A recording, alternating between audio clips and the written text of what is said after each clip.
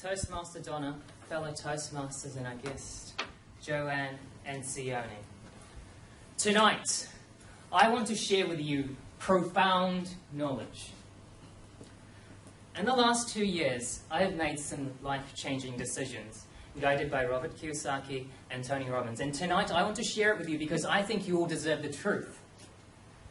And it's something that we all know, but we don't apply it often enough. So before I get started, let me ask you a question. How many of you here associate a motivation speech with this negative connotation like, I don't need any motivation in my life? Please raise your hands. Somebody else? Great. Well, I'm glad you were able to say that, and I really admire your honesty. Thank you so much, Kirk. And I'm glad you said that because I think you know best, and out of all the other people who are here who are open-minded as well, that motivation doesn't come from me speaking here. It comes from you. You can't change anyone, but you can change yourself. And for that reason, I want to make this speech memorable. I want to make this speech count. I want to make this speech something that you will remember. And so that for this reason, I'm going to ask you to do something uncomfortable. I'm going to ask you to be a bit more active and participate. It's because research shows that when you're in this sitting down state, in a really passive state, watching a lecture, hearing something, you absorb about 10% of what's been said and done. Now, when you actually write it down while you're doing that, you absorb 40% of what's been said and done. Even if you don't read those notes, just because you're being more active. And 80% of what you've been gone through and learned is absorbed when you are actively participating with your voice, your hand gestures, and your body. Just being active reinforces that message. So, if you understood that, raise your hands and say aye. Aye. Great. We've got some great movement to go on, and I can make this more exciting. So, what is this profound knowledge that I've been pulling it up till this point? It's this. The questions you ask in yourself determine the quality of your life. The questions you ask yourself determine the quality of your life. So, let me ask you a question. How many of you here, at one point in their life, came across something and thought this? I can't afford that. Please raise your hands. Right. I'm glad you said that because if there is one thing that I can challenge you tonight, it is to change these kind of statements into questions. And it's going to be, how can I afford that? And not, why can I not afford that? And I'm going to explain why this is the case. Because humans, you see, are marvelous creatures. You will find the answer to absolutely anything that you question. So, for example, I'll give you an example. Suppose if I asked you, if humans were treacherous, vile, greedy creatures up to no good, and if you looked at every single criminal in the world, could you say that humans were vile creatures? Yes or no? No. No? That's interesting. Would you really say that? Well, maybe I didn't listen to the question.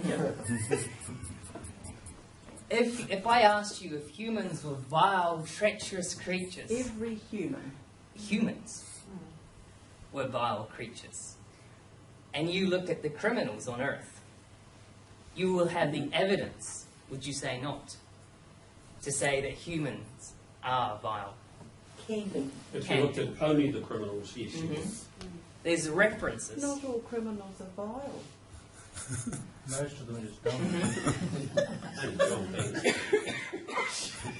Sorry, Shugo, we're Australian. Well, I'm glad you brought that up because this is the crux.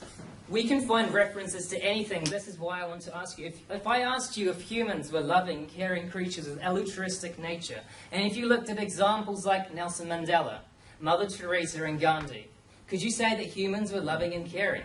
Yes or no? No. Yes. Some. Yes. There are some references we can achieve and pull out from, that we can conclude nearly any single question. And for that reason, the quality of the questions matter. So why do I say this? Is, if we get back to the original example, let me give you an example. You can ask yourself something like, why am I not successful? Maybe you had a failure in your project. Maybe you had a fight with your spouse or your best friend. Maybe you've done something in your life. At one point, you look back and think, you know, I'm not really proud of doing that.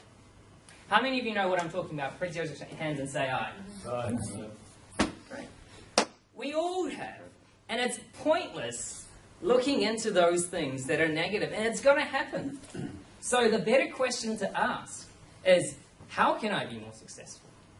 Because by doing that, you change the focus of what you are going to look for. And that question, whatever question you ask, you're going to find answers. And by looking into those, by asking better questions, you get the better answers. So a case in point, when I was assigned this project, the first thing that came into my mind is, I need 30 hours at least in preparation. I always have in speeches. I can't do this. So immediately, that reminded me that I'm making a statement to myself.